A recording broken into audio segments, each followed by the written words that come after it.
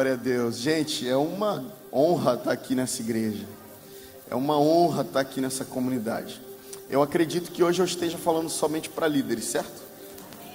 É? Não é só para líderes? Pastores e líderes, certo? Tá, e tem alguns infiltrados aqui que serão líderes em breve. É ou não é? Serão líderes em breve, até porque se vieram hoje, né, é porque querem ser líderes. Ok. Sem saber, a gente vai falando umas coisas que encaixam de vez em quando. Porque nós estamos falando para líderes, nós precisamos entender que eu estava ali orando e Deus estava falando para mim assim: um líder não pode comer a mesma comida de uma pessoa comum, porque qual que é a diferença de um líder para um liderado? O líder tem mais maturidade, tem mais autoridade, precisa comer uma comida diferente. Eu posso descer? Posso descer para cá? E aí alguém me ajuda para pegar aquele estantezinho aqui? Porque isso aqui não é um culto hoje, né? Eu gostaria de falar um pouco mais perto de vocês. Então nós precisamos de mais autoridade, mais maturidade. Por isso eu gostaria que você abrisse sua Bíblia em Gálatas capítulo 4. Nós vamos Sempre fico sem entender o que é isso, mas tá bom. Quando o Corey ontem pediu para vocês abrirem Efésios, e todo mundo, eu pensei, é Efésios. É porque é Efésios. Aí depois ele pediu para abrir em Mateus, aí vocês, aí eu falei, então eu não entendi. Tá bom, obrigado. É a Bíblia, ok. Gálatas capítulo 4, versículo 1.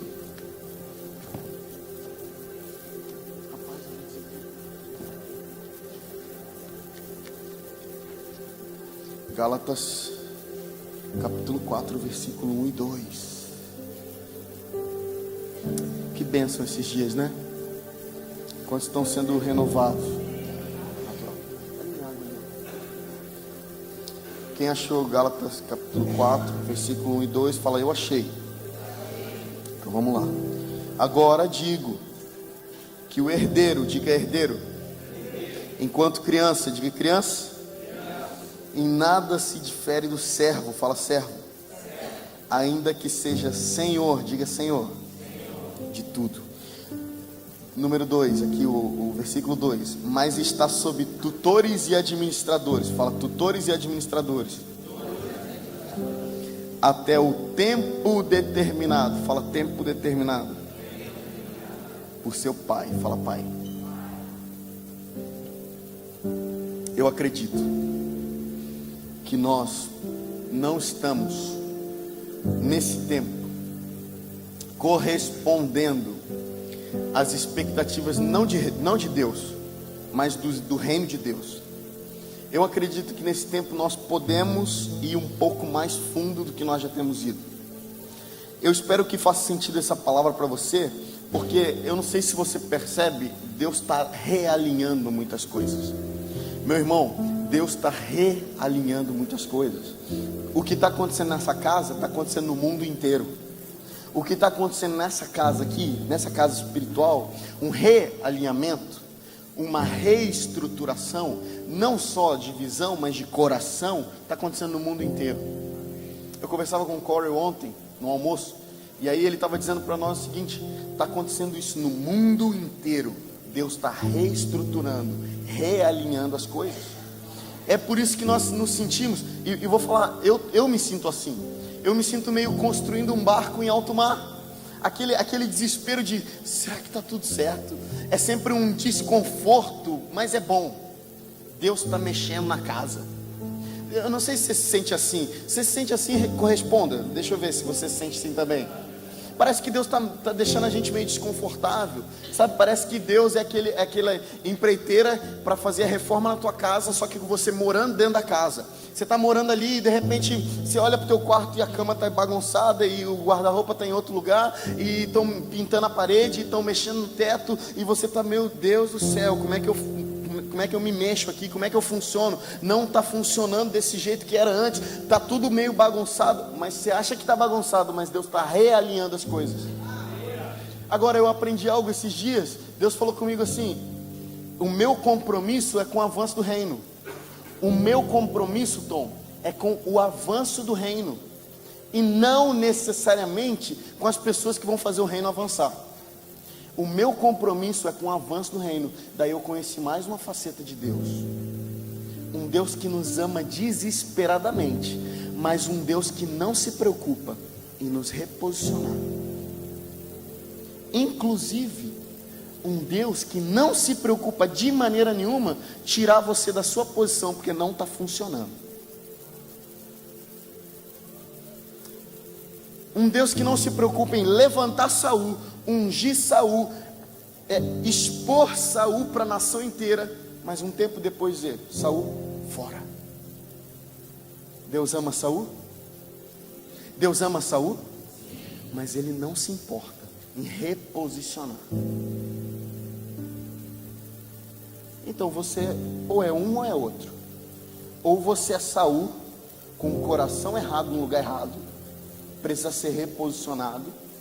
Ou você é Davi, um coração certo no lugar certo, que vai ser reposicionado da mesma maneira. Um coração que está na aljava, esperando ser lançado.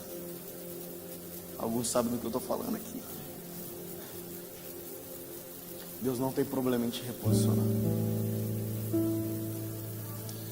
Eu acredito que Deus está mexendo, não nos alicerces, porque eles nunca vão ser retirados do lugar. O dia que caiu o alicerce da oração, a igreja cai. O dia que caiu o alicerce da adoração, a igreja cai. O dia que caiu o alicerce da palavra de Deus, a igreja cai em tripé. Porém, se a doutrina está bem estabelecida, Deus não tem problema nenhum em reformar a igreja do Senhor. Eu tenho ouvido na minha igreja local, vocês têm ouvido isso aqui, eu tenho certeza. Quem está lá nos Estados Unidos está ouvindo a mesma coisa. Quem está na China está ouvindo a mesma coisa. Vocês perceberam? Com a minha palavra, eu fiquei: meu Deus do céu, como assim, cara? Você está pregando a minha palavra, dá licença. Me respeita, você está pregando a minha palavra. Deus está falando a mesma coisa. Quem tem ouvidos, o que o Espírito diz às igrejas. Deus está falando a mesma coisa. E o que Deus está falando nessa temporada é: eu vou reposicionar. Sabe por quê? Eu acredito que nós estamos naquela... Sabe quando é São Silvestre e o cara está correndo lá, correndo cansado, mas ele vira uma curva e ele vê a linha de chegada. Eu acredito que a gente vai passar por isso. A gente está reformulando para a linha de chegada. Jesus está voltando. Poucos amém, eu sei, porque é desconfortável o fato de saber que essa vida vai acabar em breve. Jesus está voltando. Jesus está voltando. Então eu acredito. Quantos aqui sabem que o Brasil tem muitas palavras proféticas? Deus está nos reposicionando para o cumprimento delas. E o reposicionamento de Deus, ele vai gerar em você, ele deve gerar em você maturidade. Porque o que é avivamento? Você vai ouvir vários conceitos sobre avivamento, mas deixa eu falar o que eu entendo a partir desse contexto. Avivamento é os maduros servindo aqueles que não são maduros ainda. Avivamento é maturidade. Avivamento, ele pode até causar uma baguncinha, porque eu nunca vi um avivamento assim, comportadinho. Aleluia. Estamos experimentando um avivamento. Avivamento é meio bagunçado. Não tem hora para começar, não tem hora para acabar. Porém, avivamento aponta para maturidade. Porque para que haja um avivamento, isso eu não estou falando de mim, eu já ouvi várias pessoas falando, precisa ter um alinhamento antes. Por isso eu acredito que o próximo avivamento, e não só eu acredito, mas que o mundo inteiro acredita, o próximo avivamento que o Brasil e as nações vão experimentar é o último. É o último e mais poderoso. É o último e mais poderoso. No que consiste o avivamento? Não consiste apenas em emoções, como eu disse no primeiro dia. O avivamento genuíno não vai mexer apenas com o teu espírito, mas até porque nós já experimentamos isso no Brasil. Nós já experimentamos um mover profético poderoso a partir do louvor e da adoração. Nós já experimentamos homens, nós já conhecemos homens como Cirilo, David Keelan, Casa de Davi, Diante do Trono, pessoas que foram levantadas por Deus para chacoalhar a nação no que diz respeito ao espírito. O Dan Duque, pai espiritual talvez dessa casa, do pastor de vocês, ele foi um homem extremamente usado por Deus para chacoalhar o Brasil no espírito. Mas deixa eu falar uma coisa, um dia eu estava levando junto com alguns amigos o Dan Duque para o aeroporto. E aí, um amigo meu disse assim: cara, a gente vai levar o Dan Duque no aeroporto, você quer ir? Eu falei, é óbvio que eu quero. Eu entrei no carro, a gente se espremeu lá atrás, assim. Tava o Brunão do Morada, eu, e tava o Mark Schubert. E aí na frente tava o Leandro Barreto, dirigindo, e o Dan Duque. Se aquele carro capotasse, o Brasil ia perder. Brincadeira. Não por mim, mas pelos irmãos que estavam do meu lado. E a gente falou, cara, a gente vai perguntar pro Dan Duque várias coisas, porque a gente quer saber. O cara estava em quase todos os moveres do Brasil recentemente. A gente brinca que o Dan Duque é o dinossauro da adoração. E aí a gente entrou no carro animadaço para começar a perguntar um monte de coisa. O Coroa não dormiu? Ele deu uma chegadinha assim e ficou uns 40 minutos dormindo. Eu falei, puxa vida. Tá bom, vamos lá. Daqui a pouco eu olho no retrovisor assim, eu vejo que ele acorda. Ele dá uma acordada, olha para o lado, olha para o outro. E um trânsito absurdo. Eu achei que ele ia perder o voo, mas eu estava vibrando para ele perder o voo, para a gente ficar mais tempo conversando. Aí eu falei, eu acho que é a hora de eu perguntar. Falei, Dan Duque, posso te perguntar uma coisa? Ele disse, pode.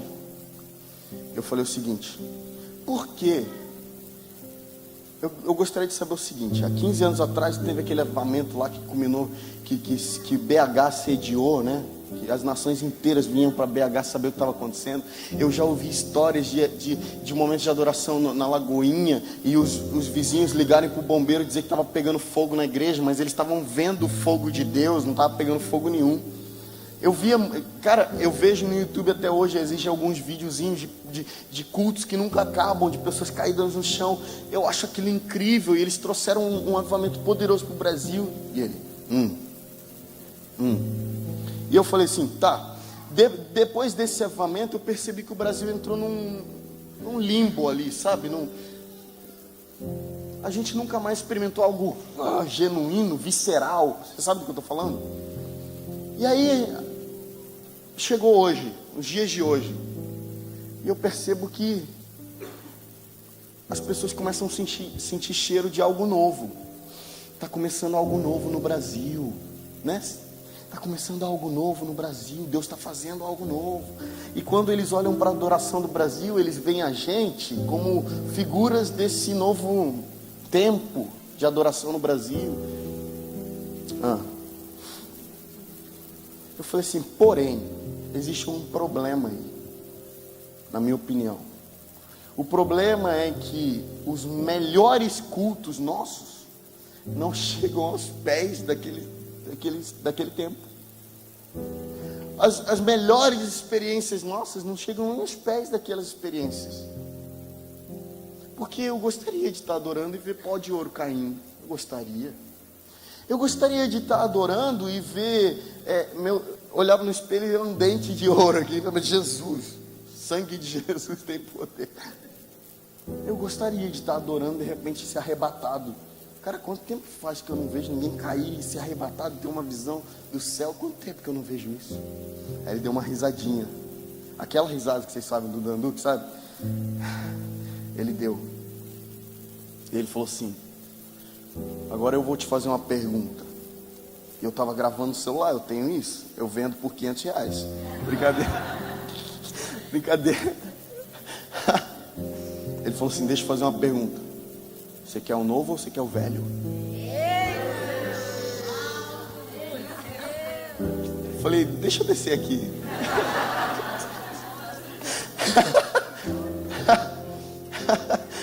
Deixa eu descer aqui que eu acho que é melhor. Brincadeira. Aí ele falou assim,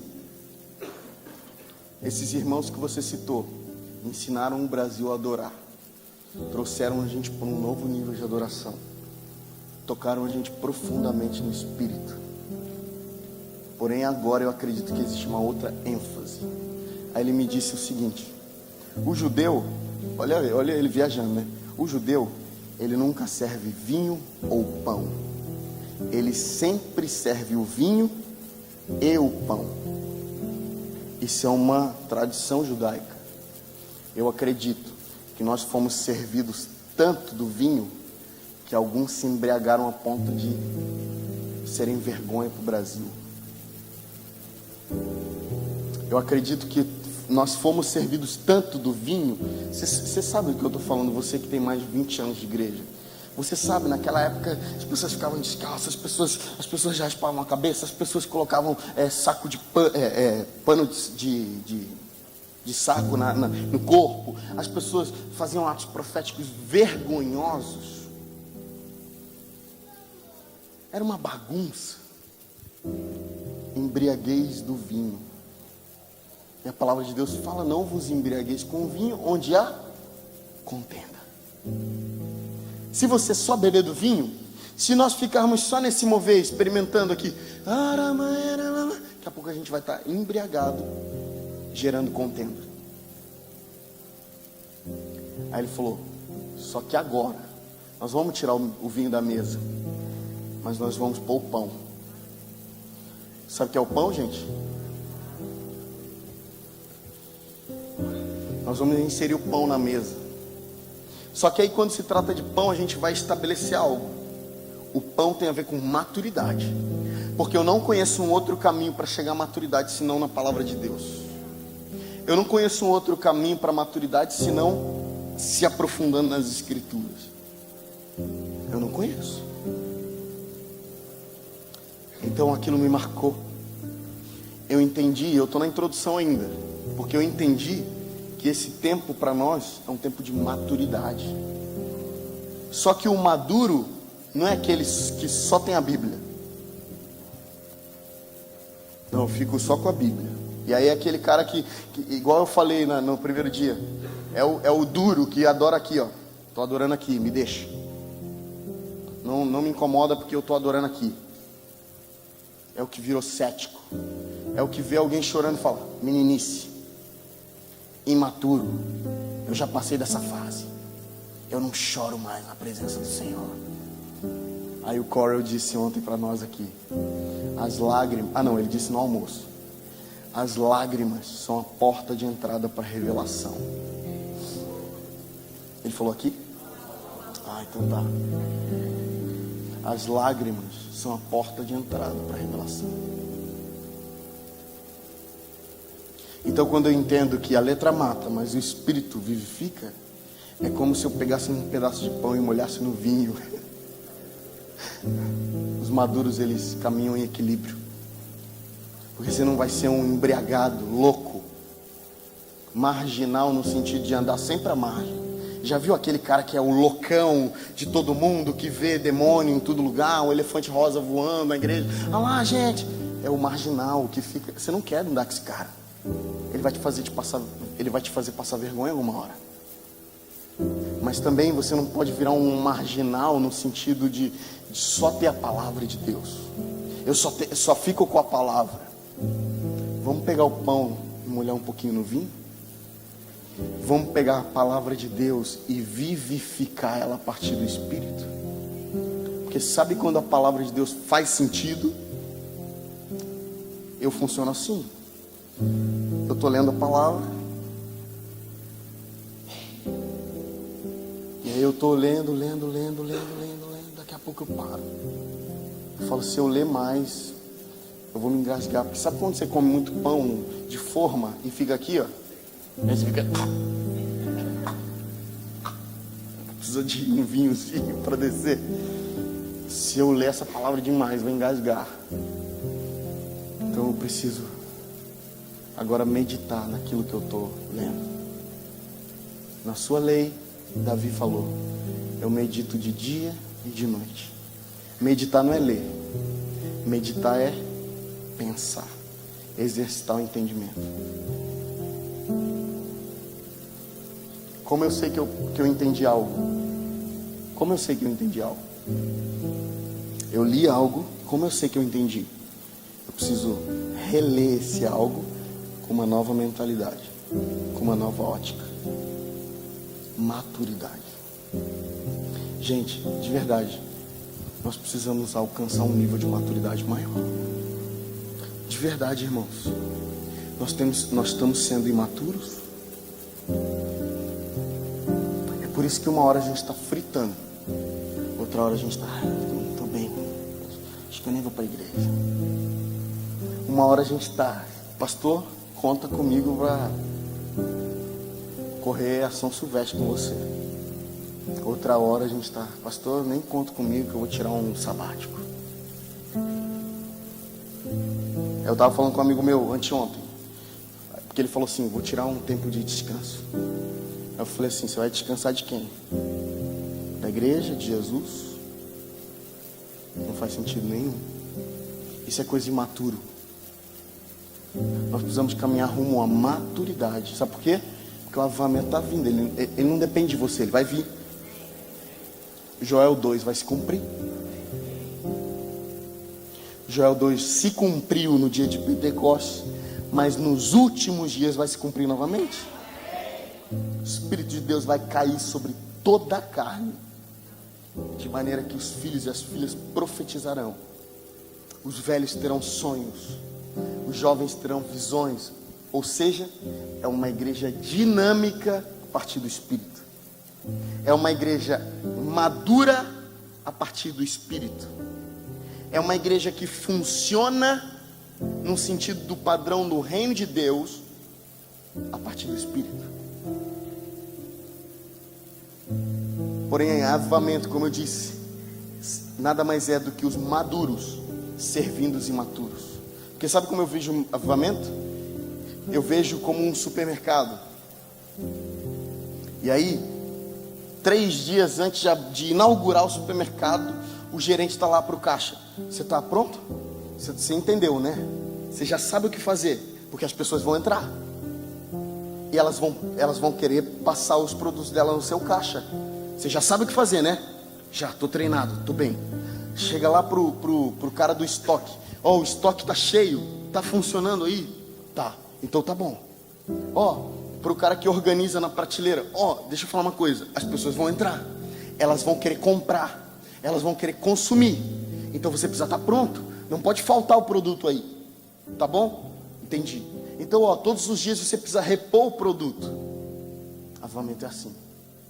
Tá para chegar o avivamento. Tá para cair no Brasil o avivamento. Parênteses. Não acredito que o avivamento já chegou. Fecha parênteses. Tá para chegar o avivamento. E nós precisamos estar prontos para quando ele chegar. Sabe por quê? As pessoas vão entrar. Porque se as pessoas não entrarem, não chegou o avivamento. Se as pessoas não vierem, não chegou o avivamento. Porque avivamento não é a gente experimentar aqui, ó. Ei, Jesus. Não, eu nunca vi um avivamento que fica só aqui dentro. Avivamento que não culmina em transformação social. É apenas culto bom. Não é avivamento. Avivamento é um mover de Deus tão poderoso aqui, que afeta quem está passando lá fora, que afeta quem tá no supermercado, quem está no banco. Isso é avivamento. Avivamento são os maduros que já entenderam, servindo aqueles que virão. E olha os maduros aqui, ó. Olha os que já estão abastecidos aqui. As pessoas vão vir. Quando elas chegarem, elas vão encontrar quem? Porque Belém, a cidade do pão, a casa do pão, um dia Deus disse que não tinha pão lá. Meu amigo, se você chega numa padaria e não tem pão, você fala, como assim? Pode fechar. Pode fechar. Só que isso que você falou agora, pode fechar, tem igreja que eu entro e eu penso, poderia fechar. Porque as pessoas vêm para pão e não tem pão.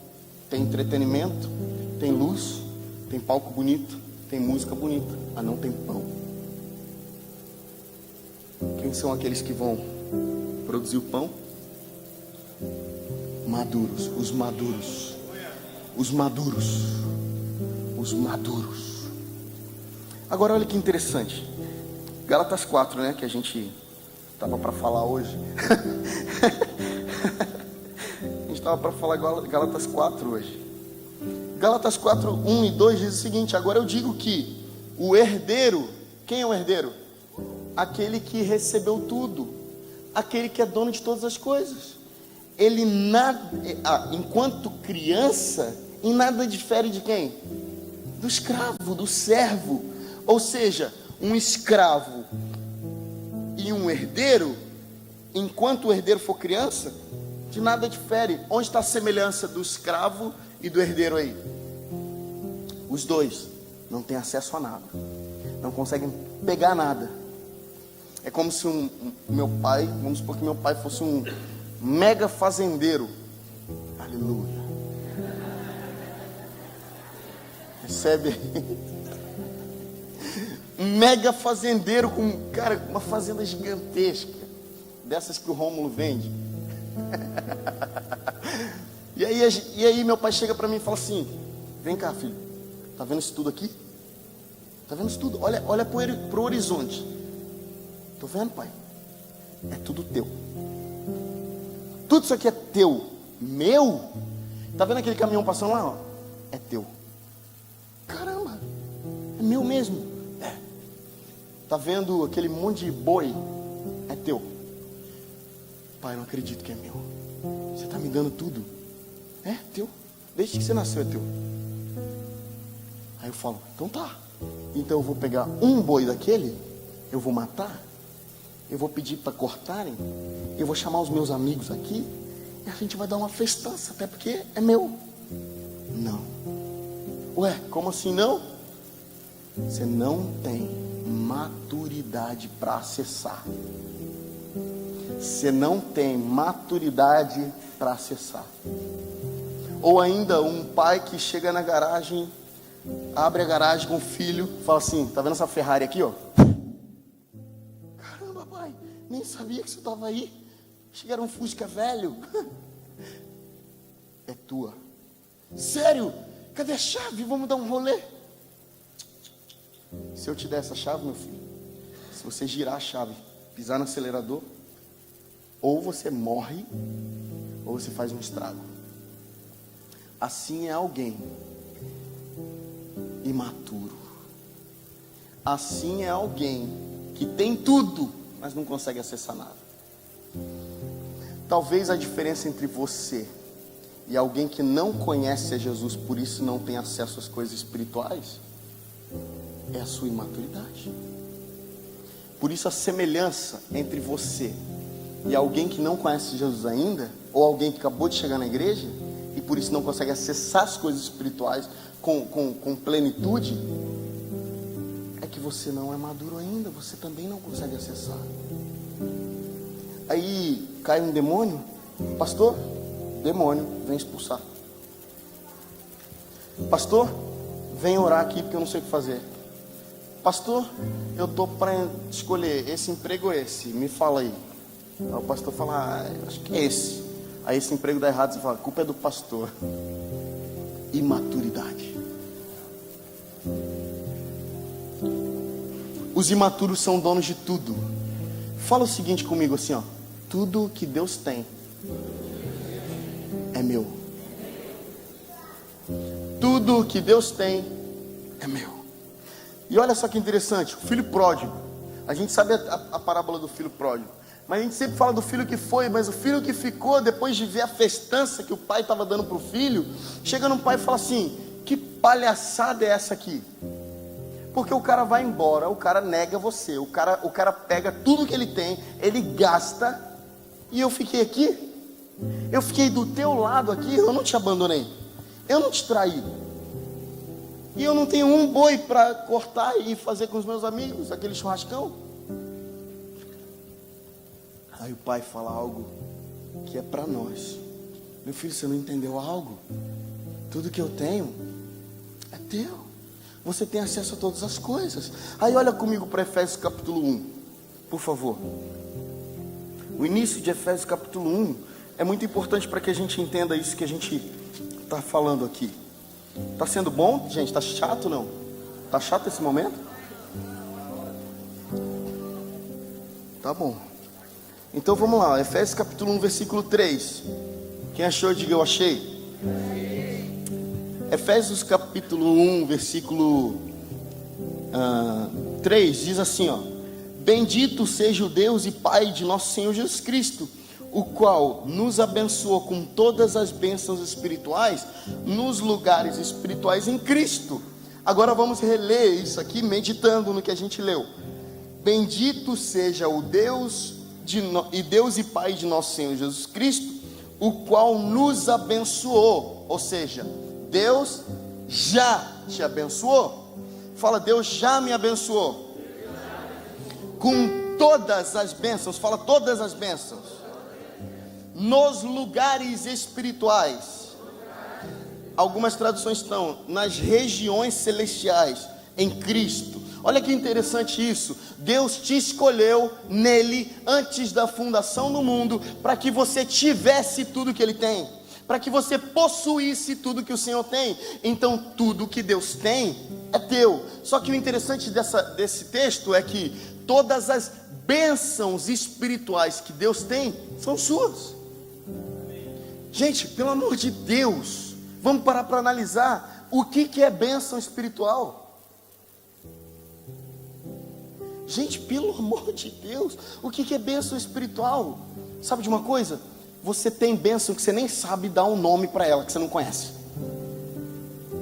Você recebeu bênção que você nem sabe que recebeu. Nesse momento estão caindo bênçãos aqui espirituais a partir da sabedoria de Deus que você nem sabe. Está tudo disponível para você. Eu acho interessante que Paulo fala assim: Deus, Pai de nosso Senhor Jesus Cristo, já nos abençoou. Ele já nos abençoou. Sabe qual é o primeiro problema da oração de um imaturo? Pede o que já tem. Deus, me dá, por favor. Me dá, Senhor. Eu não vou largar o jejum, vou fazer um jejum até que Deus me dê. E Deus está falando, cara, você é tolo, que eu já te dei. Eu já te dei. Você quer ver uma coisa? Eu não estou falando que o Ministério de Louvor precisa rever as canções. Talvez esteja. Mas olha só que interessante. Batismo de Jesus. João Batista está lá. Jesus chega e fala, cara, você vai precisar me batizar. Eu? Não, de jeito nenhum. Tá louco? Não vou batizar você. Você é o Messias. Como eu vou batizar o Messias? Não faz sentido nenhum. Eu batizo as pessoas para arrependimento. Me batize agora. Tá bom. Pega Jesus. O céu se abre. Quando o céu se abre, o Espírito Santo desce em forma de uma pomba. E uma voz do céu dizia: esse é o meu filho amado, eu tenho prazer nele. O que isso tem a ver com maturidade e com acessar todas as coisas que Deus já nos deu? O interessante é que a partir do momento que eu entendi e tive a revelação disso, a minha vida mudou e a maneira com que eu lidero a adoração mudou, a maneira com que eu ando pelo Brasil mudou. Sabe por quê? Porque eu entendi que os céus nunca mais fecharam sobre Jesus. Os céus, depois que se abriram, nunca mais fecharam. Jesus agora anda debaixo de céus abertos. Ou você acha mesmo que toda vez que ele vai curar um enfermo, ele fala: abre o céu, por favor, seja curado. Agora pode fechar. Você acha? Tá. Aí a palavra de Deus fala que nós estamos, olha só, nós fomos abençoados com toda sorte de bênção nos lugares celestiais em Cristo. Em outras palavras, vai dizer que nós estamos com Cristo, em Cristo. Se com Ele morrermos, com Ele viveremos também. Ou seja, eu e Jesus somos um. Eu e Cristo somos um.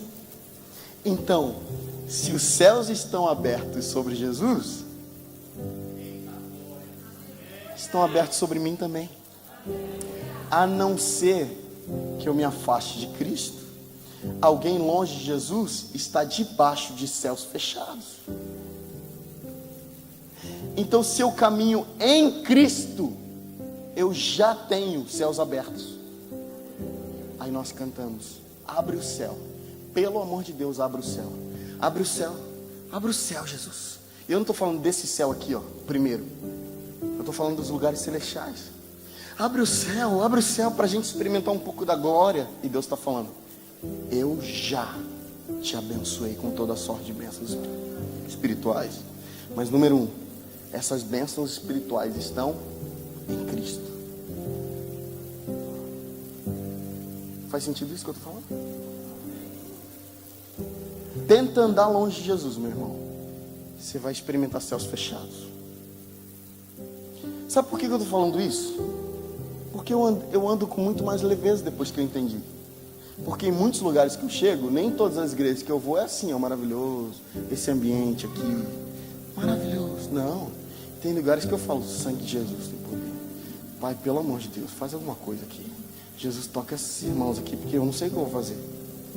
Sinceramente, umas 2 semanas atrás eu fui numa igreja que eu estava ministrando louvor, e eu ia pregar. Eu estava ministrando louvor, eu pensei: eu vou encurtar o louvor, porque não está acontecendo nada. Eu vou tentar pregar, porque talvez na pregação eu consiga. E eu tentei pregar e não aconteceu nada também. E o pastor, tadinho, ele olhou para mim no meu desespero, porque ele conhece a igreja que ele tem.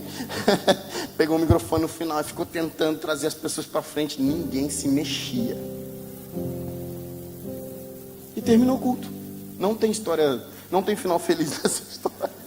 Pelo menos naquele dia não. Vai que alguém foi lá e conseguiu. Mas para mim não. E nós fomos embora pensando: cara, o que aconteceu aqui? O que aconteceu? Aí sempre tem aquele irmão: mas alguém foi tocado, né? Não, eu sei que alguém foi tocado, pelo amor de Deus, a gente não é imaturo. Alguém foi abençoado, né? Claro que foi, eu sei que foi. Eu sei que foi. Mas sabe uma coisa que mudou em mim? Eu saí com alegria. Sabe por quê? Porque eu pensei que se fluir ou não fluir, os céus estão abertos sobre mim. Porque tem gente que, se não flui, pensa: meu Deus, o que eu fiz? O céu está fechado. Abre o céu, fica dando um murro no céu para tentar abrir.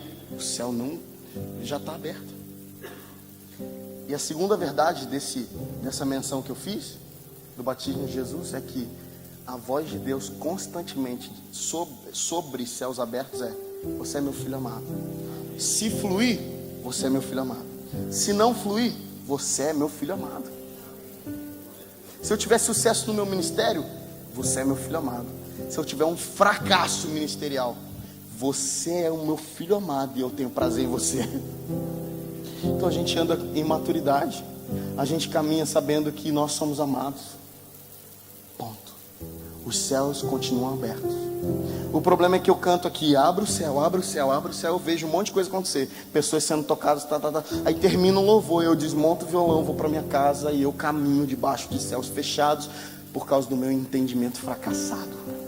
E aí na próxima vez que tiver um momento de oração, eu vou pedir para que os céus se abram novamente, para que as coisas aconteçam, quando na verdade o Deus e Pai de nosso Senhor Jesus Cristo já nos abençoou com toda sorte de bênçãos espirituais nas regiões celestiais em Cristo.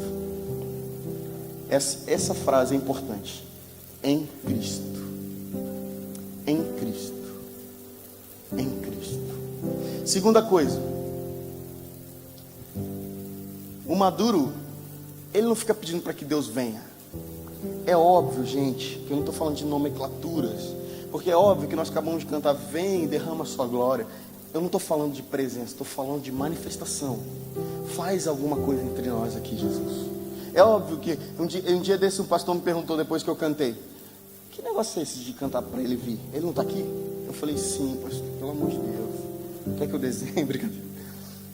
Eu só disse que quando eu queria que ele viesse, ele viesse com a manifestação dele. Porque nós vamos ver Jesus caminhando em muitos lugares e ele não se manifestava. porque ele não via fome. Agora, em alguns lugares, ele pensava: eu sou bem-vindo aqui, deixa eu fazer. E ele começava a se manifestar.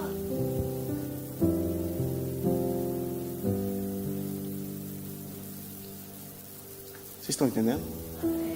Está sendo bom? Eu preciso ouvir, assim, está sendo bom, Tom. Continua. Senão eu entrego o microfone agora.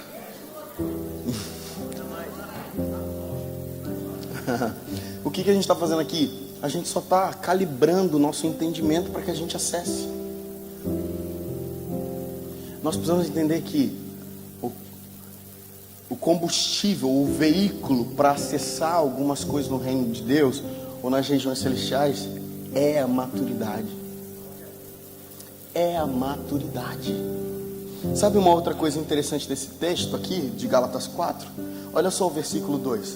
Mas está sob tutores e administradores até o tempo determinado por seu pai. Deixa eu falar uma coisa. Se você é um imaturo, você não tem acesso ao que você já tem. Você não tem acesso ao que é teu. Se eu não tenho acesso ao que é meu, esse acesso está com quem? Esse acesso está com quem, gente? Hã?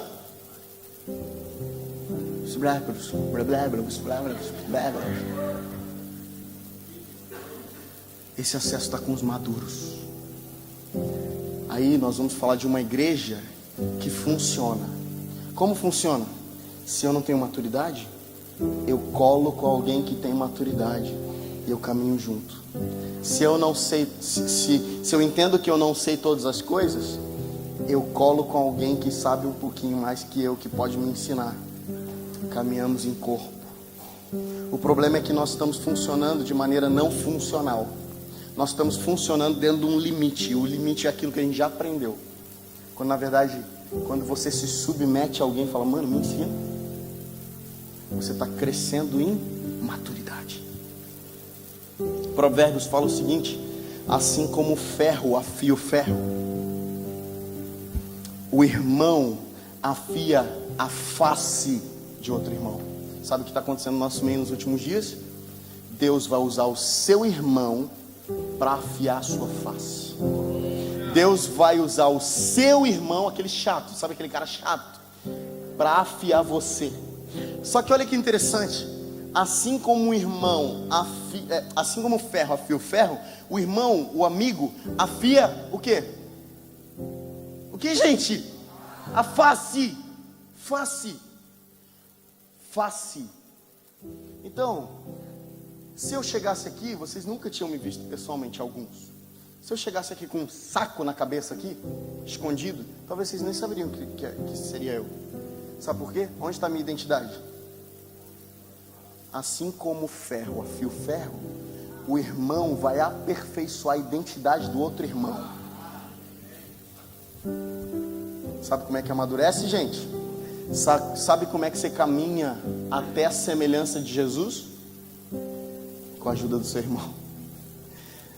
Vamos cantar então. Eu preciso. Brincadeira. Mas olha para o seu lado, olha para o seu irmão e fala: cara, eu preciso tanto de você.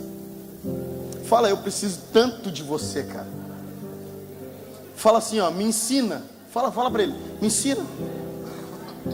Fala para ele assim, ó, eu quero aprender com você.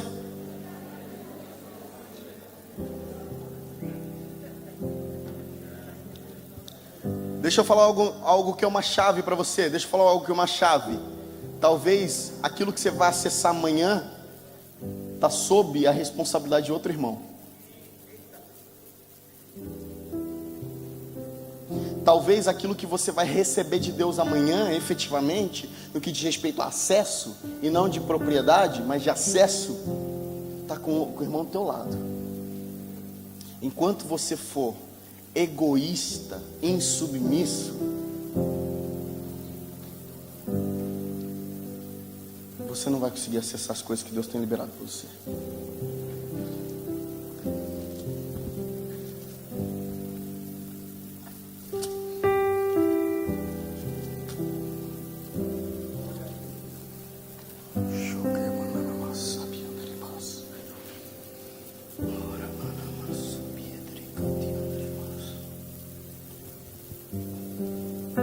Vamos lá para Apocalipse capítulo 2. Vocês não vão vibrar agora com Apocalipse capítulo 2? Oi? Ah, entendi. Eu entendi tudo. Abram as suas Bíblias em Entendi tudo agora. Ah, entendi. Tá.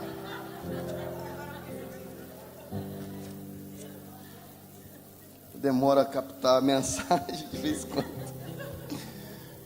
Abra sua Bíblia em Apocalipse capítulo 2. Sensacional, sensacional. Apocalipse capítulo 2 fala o seguinte: ao anjo da igreja de Éfeso escreve essas coisas.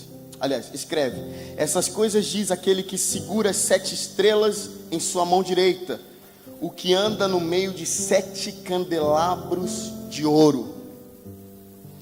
Vamos agora para capítulo 8.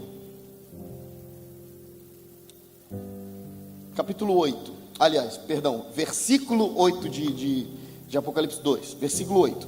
E ao anjo da igreja de Esmirna escreve: essas coisas diz o primeiro e o último, o que estava morto e o que está vivo.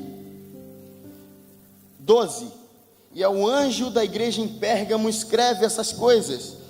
Essas coisas diz aquele que tem a espada afiada de 2 gumes. Uau! 18.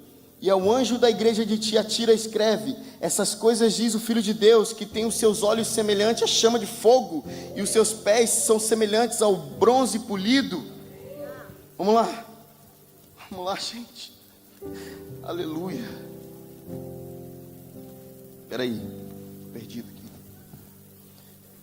20, o quê? Capítulo 3. E ao anjo da igreja de Sardes escreve: essas coisas diz aquele que tem os 7 Espíritos de Deus e as 7 estrelas. Me ajuda. 7. E ao anjo da igreja de Filadélfia escreve: essas coisas diz aquele que é santo, que é verdadeiro, aquele que tem a chave de Davi, que abre e nenhum homem fecha, e que fecha e nenhum homem abre. 14. E o anjo da igreja de Laodiceia escreve: essas coisas diz o Amém, a fiel e verdadeira testemunha, o começo da criação de Deus. Tem mais algum? Não, acabou. Vamos lá, gente. Vocês entenderam já isso aqui? Não? Olha aqui. Cada igreja tem uma revelação, um pedaço da revelação. Cada igreja representada aqui tem um pedacinho da revelação. O que acontece se todos se juntarem? O que acontece se cada um pegar a peça do quebra-cabeça e juntar? A imagem plena do Cristo ressurreto. A imagem plena do Cristo ressuscitado, glorificado. Aí, aquele que vê Jesus com os olhos como chama de fogo, quando o outro fala assim: não, eu vi Jesus como 7 castiçais de ouro, vai falar: não, mentira, está errado, heresia isso que você está falando, porque Jesus tem os olhos como chama de fogo. Aí o cara: não, Jesus tem os pés como de latão reluzente. Não. E aí a discórdia. Todos estão vendo a coisa errada ou certa? Certa, mas incompleta. Assim como o ferro afia o ferro, o irmão afia a face de outro irmão. O que acontece se nós andarmos em unidade? Unidade é o fruto da maturidade. Unidade é a consequência de maduros reunidos. Porque união não é reunião. A gente pode estar reunido aqui, mas cada um com o seu propósito. Unidade é quando nós temos a revelação do Cristo e podemos compartilhar isso com o nosso irmão, e podemos ouvir o que o outro tem para dizer, e podemos expressar aquilo que temos recebido. Gente, pelo amor de Deus, me ajuda aqui. como seria uma igreja em que cada um tem um pedacinho da revelação de Jesus aqui, e todos podem declarar isso, todos têm espaço para liberar. O ministério de música libera um pedaço da revelação. Os mestres dessa casa, quando sobem aqui para pregar, revelam um pedaço da revelação. Mas os irmãos aí no meio do povo também têm um pedacinho da revelação. Sabe por quê? Aquilo que o pastor prega, eu levo para casa e eu rumino isso aqui. Eu vou para dentro das escrituras, eu quero entender um pouco mais. Eu conheço um pouco mais. Maturidade. Talvez o acesso das coisas que Deus já te deu esteja no outro, esteja no próximo, esteja em alguém que você nem dá ideia, esteja em alguém que fala: você sabe mais do que eu, ou sabe alguma coisa que pode me ensinar. Pelo amor de Deus, gente.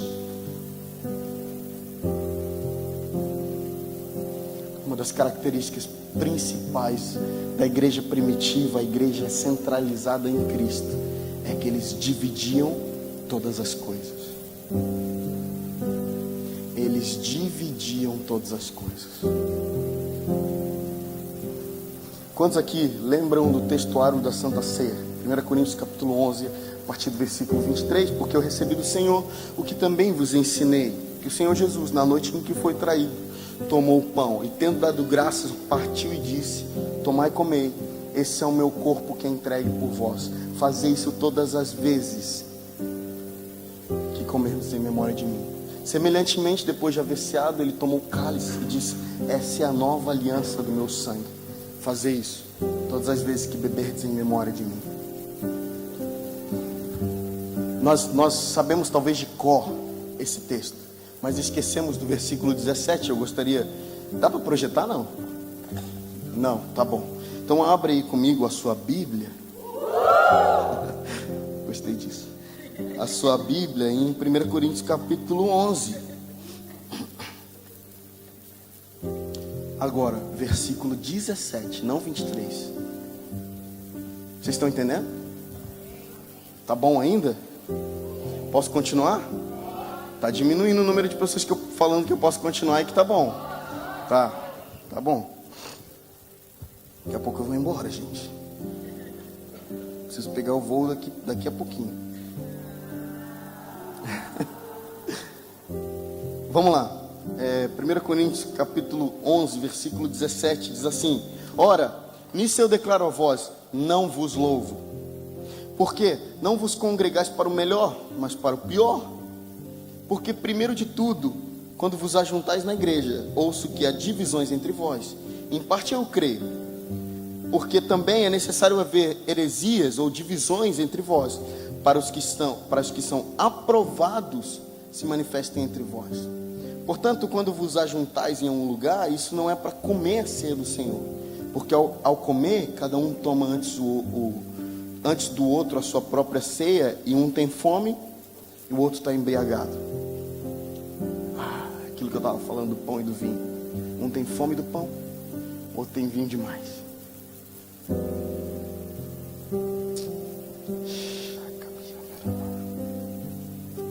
22. Não tendes porventura casas para comer e para beber? Ou desprezais a igreja de Deus e envergonhais os que nada têm? O que vos direi?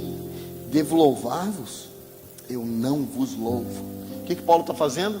Exortando a igreja. Porque provavelmente, olha para cá, provavelmente Paulo já tinha ensinado sobre a ceia do Senhor. Provavelmente Paulo já tinha ensinado sobre o partir do pão, e eles não entenderam. O partir do pão, o beber do cálice, todo o ritual de ceia do Senhor acontecia debaixo de um contexto. E esse contexto era a festa do amor, ou a festa ágape, em que os irmãos vinham para a comunidade, vinham para o templo com vinhos e com pães. E aí eles traziam seus alimentos a fim de compartilharem com os outros, lembrando da morte e da ressurreição de Jesus. Que lindo essa festa, não é? Imagina. Mas o que estava acontecendo era divisões. O que estava acontecendo?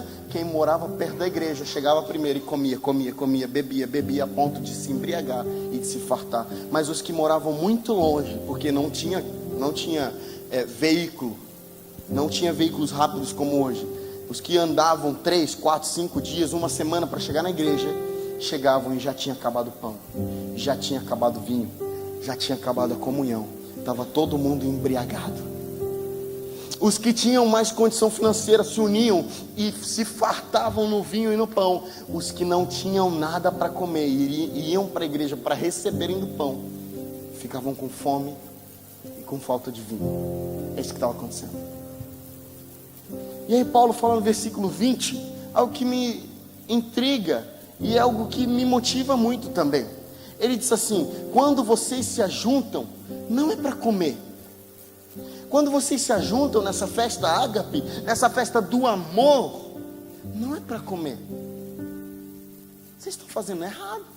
A motivação de vocês está no lugar errado. Não é para comer. Gente, se não é para comer, é para fazer o quê?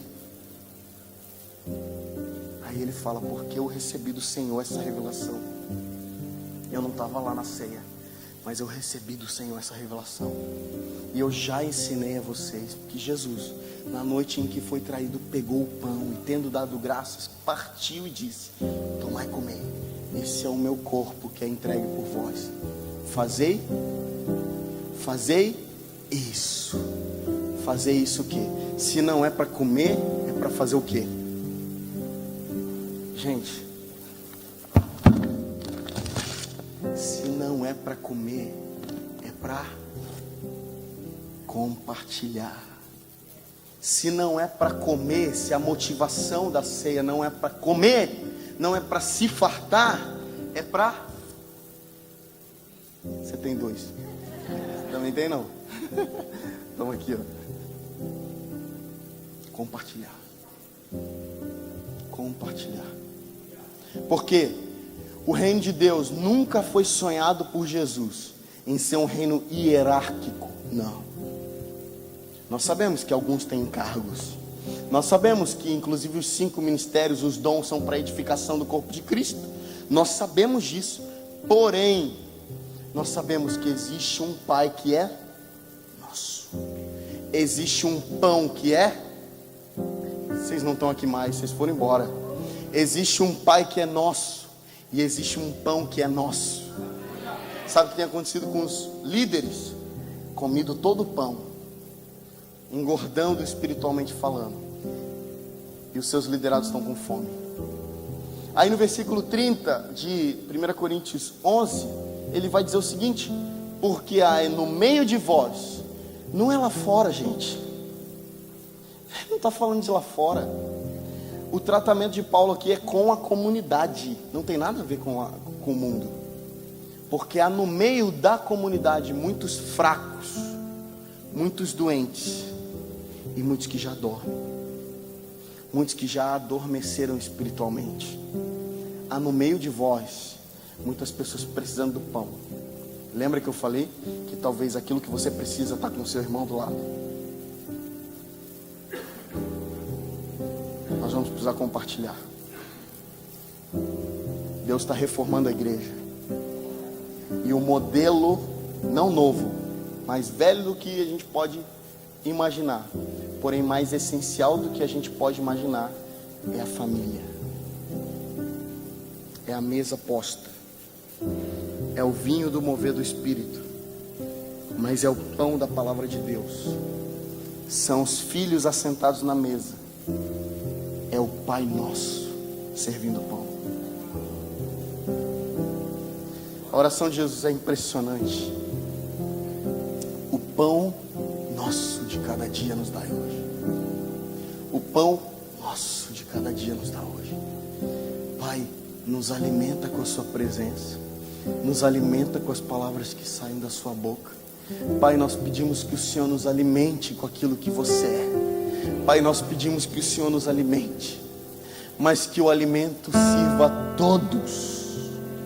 Eu dizia que o reino de Deus, ele não é um reino hierárquico. Ninguém é maior que ninguém.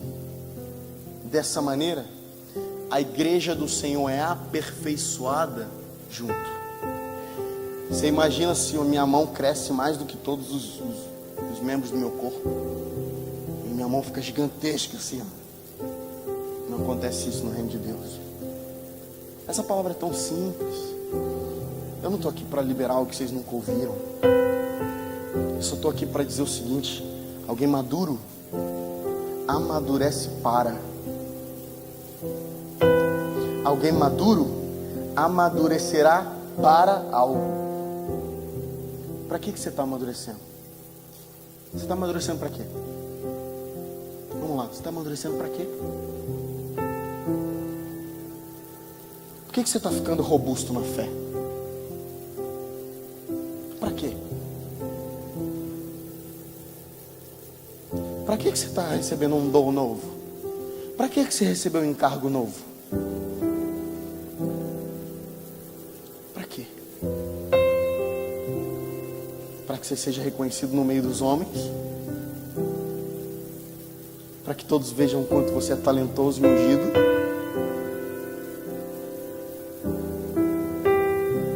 Tudo que Deus tem é teu. Você é maduro para acessar tudo que Deus tem? Nós já estamos caminhando para o fim. Nesse momento é um momento de quebrantamento.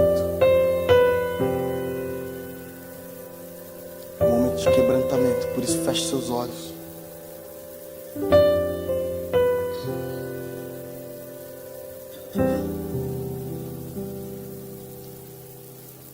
Meu irmão, não jejue mais por unção.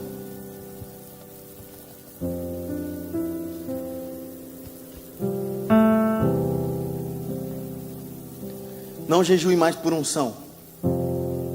Não jejue para ficar mais talentoso. Não jejue para ficar mais poderoso. Eu oro para que nós jejuemos por maturidade. Se é que nós estamos jejuando.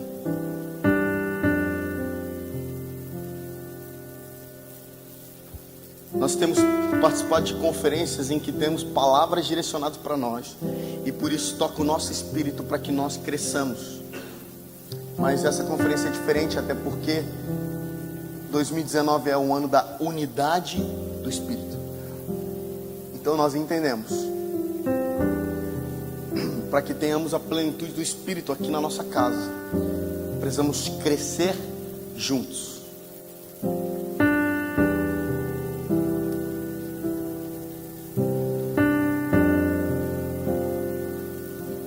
Crescer juntos.